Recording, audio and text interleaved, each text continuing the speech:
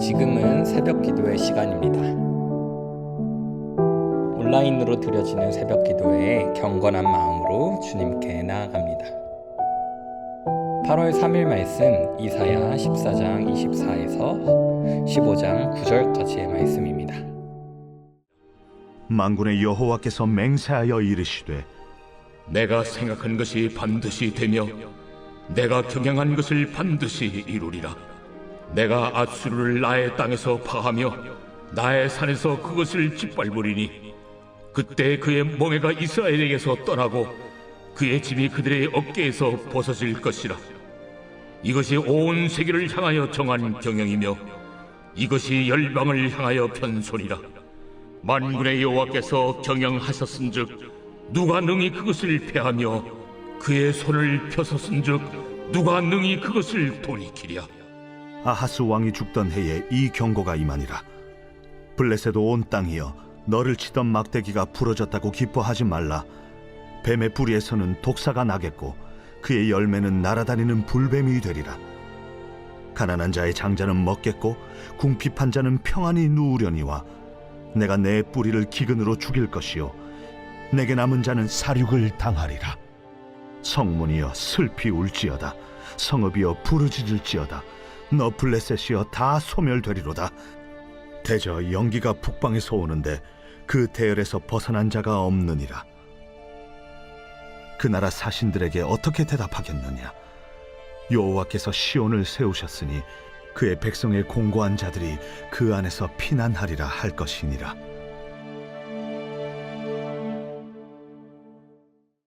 제 15장 모압에 관한 경고라.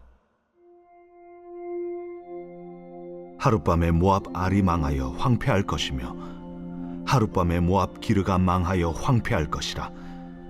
그들은 바윗과 디본 산당에 올라가서 울며 모압은 느보와 메드바를 위하여 통곡하는도다. 그들이 각각 머리카락을 밀고 각각 수염을 깎았으며 거리에서는 굵은 배로 몸을 동였으며 지붕과 넓은 곳에서는 각기 애통하여 심히 울며 헤스본과 엘르알레는 부르짖으며 그들의 소리는 야하스까지 들리니 그러므로 모압의 군사들이 크게 부르짖으며 그들의 혼이 속에서 떠는도다. 내 마음이 모압을 위하여 부르짖는도다. 그 피난민들은 소알과 에글랏 슬리시아까지 이르고 울며 루힛 비탈길로 올라가며 호로나임 길에서 패망을 울부짖으니 니므린 물이 마르고 풀이 시들었으며 연한 풀이 말라 청청한 것이 없음이로다. 그러므로 그들이 얻은 재물과 쌓았던 것을 가지고 버드나무 시내를 건너리니 이는 곡성이 모압 사방에 둘렸고 슬피 부르짖음이 에글라임에 이르며 부르짖음이 브에렐림에 미치며 디몬 물에는 피가 가득함이로다. 그럴지라도 내가 디몬의 재앙을 더 내리되 모압의 도피한 자와 그 땅에 남은 자에게 사자를 보내리라. 오늘 하나님의 말씀으로 하루를 시작하시는 커맨시 교회 모든 성도님들을 축복합니다. 오늘은 여러분과 함께 14장 후반절부터 15장 9절까지의 말씀을 살펴보게 될 텐데요. 이 말씀을 통해 이 새벽 시간 하나님께서 우리에게 무엇을 말씀하시고 무엇을 원하시는가 생각해 볼 수 있는 귀한 시간 되었으면 좋겠습니다. 먼저 이사야 14, 15장은 좀 우리에게 낯선 본문입니다. 아수르의 이야기가 나오고 블레셋의 이야기가 나오고 갑자기 모압이라는 나라의 이야기가 나옵니다. 또한 지도에도 없는 지명들이 엄청나게 많이 나옵니다. 이것을 잘 보다 보면 내가 이 지명 하나를 모르는데 이것을 잘 이해할 수 있을까 생각도 들 수 있겠지만 사실 오늘의 메시지의 핵심은 그 지명에 있지는 않습니다. 그렇기 때문에 이 많은 나라들이 소개되고 많은 이야기들이 소개되는 가운데에서 우리가 무엇을 바라봐야 될지 한번 생각해 보았으면 좋겠습니다. 여러분 혹시 이런 생각 가져본 적 있으신가요? 저 사람만 없어지면 저것만 없으면 저 문제만 해결되면 정말 괜찮을 텐데. 그런데 진짜로 그것이 해결됐다고 생각해 봅시다. 그러면 우리의 삶은 더 나아졌습니까? 라고 질문했을 때 괜찮아졌습니다 라고 이야기를 할 수도 있습니다. 하지만 많은 경우에는요, 그 자리에 다른 사람이 와서 날 더 힘들게 하기도 하고요, 이것만 해결하면 괜찮아질 것 같았는데 더 큰 일들이 나한테 쏟아져 오는 경우도 굉장히 많습니다. 오늘 본문에 딱 그런 나라가 나옵니다. 14장 29절인데 어떤 나라냐면 블레셋입니다. 제가 읽겠습니다. 블레셋 온 땅이여, 너를 치던 막대기가 부러졌다고 기뻐하지 말라. 뱀의 뿌리에서는 독사가 나겠고 그의 열매는 날아다니는 불뱀이 되리라. 블레셋을 오랫동안 눌러온 힘이 있었습니다. 그런데 그 힘이 꺾였습니다. 그래서 블레셋이 잔치를 막 벌이는 거예요. 이제 좀 살겠다. 그런데 그 잔치 가운데 하나님께서 이렇게 말씀하십니다. 기뻐하지 마라. 왜냐하면 부러진 막대기 자리에서 뱀이 나오고 그 뱀에서 독사가 나오고 독사의 열매는 날아다니는 불뱀이 될 것이기 때문이다. 즉 나를 누르던 힘이 사라졌다고, 안전해진 게 아니기 때문에 기뻐하지 마라. 우리의 인생에 이러한 일이 계속해서 만약 반복된다면 우리는 이렇게 질문해야 될 것 같습니다. 도대체 어떻게, 어디로 피해야 되는 것인가? 계속해서 살펴봅시다. 24절부터 27절 제가 먼저 읽어드릴 텐데요. 만군의 여호와께서 맹세하여 이르시되 내가 생각한 것이 반드시 되며 내가 경영한 것들을 반드시 이루리라. 내가 아수르를 나의 땅에서 파하며 나의 산에서 그것을 짓밟으리니 그때 그의 멍에가 이스라엘에게서 떠나고 그의 짐이 그들의 어깨에서 벗어질 것이라. 이것이 온 세계를 향하여 정한 경영이며 이것이 열방을 향하여 편 손이라 하셨으니 만군의 여호와께서 경영하셨은즉 누가 능히 그것을 패하고 그의 손을 펴셨은즉 누가 능히 그것을 돌이키랴. 여기에서 우리가 주의 깊게 보아야 될 단어는요, 두 가지가 있습니다. 첫 번째는 24절, 26절에 나오는 경영이라는 단어, 27절에도 나오고요. 그리고 손이라는 단어입니다. 히브리 사람들은 중요한 것을 이렇게 양쪽에 감싸서 표시하곤 하는데 문학적으로 이 경영과 손이 계속해서 양쪽으로 감싸는 표시를 해주고 있습니다. 하나님께서 이렇게 이야기하십니다. 내가 경영한 것을 반드시 이룰 것이다. 이 구절 참 좋은 말씀 같은데 이 말씀 다음에 무슨 말이 나오냐면 내가 아수르를 나의 땅에서 파할 거다. 하나님이 반드시 이루겠다고 하는 그 경영하신 내용이 뭐냐면 제국 하나가 무너지는 일인 것입니다. 즉 이 구절은 내가 계획한 일이 다 잘 될 거라는 약속은 아니고 하나님이 정하신 것은 아무도 돌이키지 못하니까 과연 너네는 어떤 선택을 할 것인가 라고 하면서 우리에게 암시적으로 질문하고 있는 것입니다. 계속해서 28절을 보면 이렇게 기록되어 있습니다. 아하스 왕이 죽던 해에 이 경고가 임하니라. 이사야서에는 보통 날짜가 붙은 신탁은 별로 없는데 여기에선 드러납니다.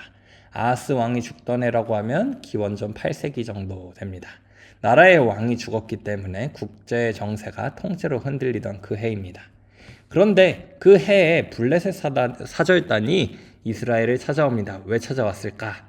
동맹을 맺자고 온 겁니다. 우리 같이 아수르란 나라에게 맞섭시다. 지금이 기회 아닙니까? 실제로 이 시기에는 역사적으로 봐도 반아수르 동맹 제안이 오갔습니다. 왜냐하면 아수르가 너무나도 센 국력을 가지고 있었기 때문입니다. 그리고 계속해서 보면 그 자리에 하나님이 이사야를 통해 답변을 하게 되는데요.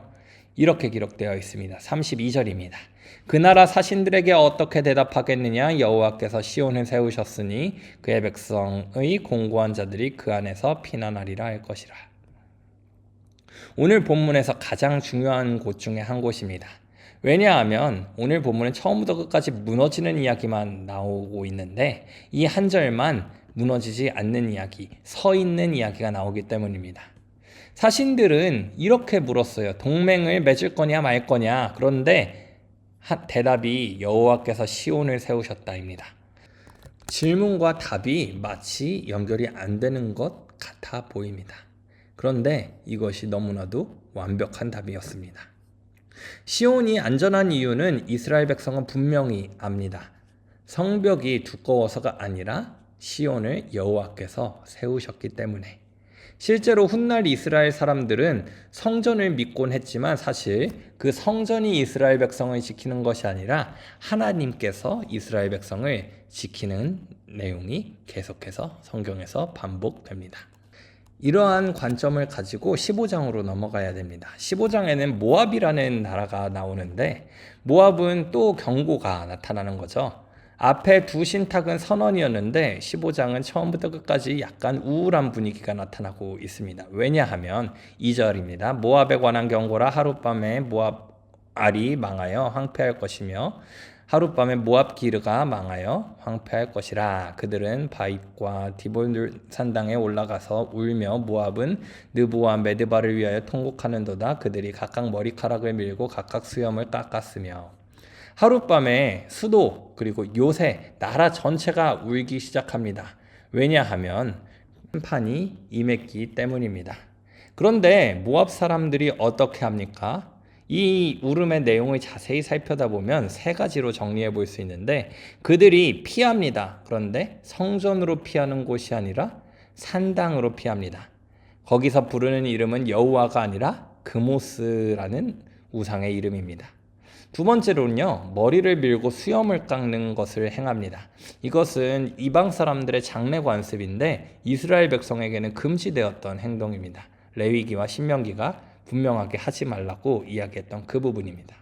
그리고 7절에 보면 그들이 하는 일들을 기록하고 있는데 그들이 얻은 재물과 쌓았던 것을 가지고 버드나무 시내를 건너리니 무슨 말이냐? 평생 모은 재물을 등에 지고 국경을 넘어갔다라고 하는 것이죠. 회개하고 있는 것이 아닙니다. 어떻게든 내 문제를 해결하기 위해 심판을 피하기 위하여서 노력하는 모습이 나타나는 것이죠. 15장에는 참 많은 지명이 나옵니다. 알, 기르, 디본, 느본, 메드바, 헤스본, 엘르알레, 소알, 루일, 호로나임. 이것이 왜 이렇게 많이 나오냐면 이것은 그냥 나열이 아니라 지도 위에 실제로 보면 도망가는 길을 찍어 놓은 것입니다. 북쪽 고지대에서 시작해서 남쪽 그 소알까지 사람들이 실제로 도망가는 그 길이 차례대로 불리는 것입니다. 전체적으로 내용은 이해가 됐고 우리가 한 부분만 좀 주의 깊게 보도록 하겠습니다. 5절인데요. 함께 5절 읽어봤으면 좋겠습니다. 5절 시작.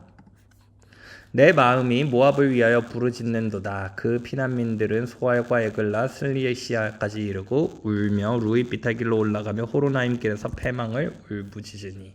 여기에서 내 마음이 모압을 위하여 부르짖는도다 라고 하는 장면이 하나가 나타나기 때문입니다. 여기에서 내가 누구냐는 학자들 사이에서 갈리는데 때로는 이사야라고 하기도 하고 하나님이라고 하기도 합니다. 중요한 것은 그들을 향한 안타까운 마음이 드러난다는 것입니다. 심판이 임했을 때 하나님께 돌아와야 하는데 그것이 행해지지 않고 자신의 방편을 통해 살아남기 위한 그 모습을 바라보고 말입니다. 말씀을 맺겠습니다. 오늘 이사야 14장 후반절부터 15장의 내용을 살펴보았는데 심판이 계속해서 임합니다. 그런데 그 가운데 두 가지가 서 있습니다. 하나는 통회하는 하나님의 마음이고 두 번째는 하나님께서 시온을 세우셨다는 선포입니다.